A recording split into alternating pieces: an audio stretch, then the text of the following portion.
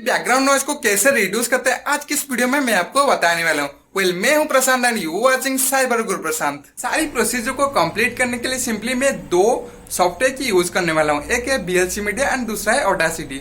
VLC media के through हम एक वीडियो को ऑडियो फॉर्मेट में कन्वर्ट करेंगे एंड ऑडासिटी के थ्रू हम ऑडियो से बैकग्राउंड नॉइज को रिड्यूस करेंगे। कैसे करते हैं मैं आपको स्टेप बाय स्टेप दिखा देता हूँ। बैकग्राउंड नॉइज को कैसे रिड्यूस करते हैं आज की इस वीडियो में मैं आपको बताने वाला हूँ।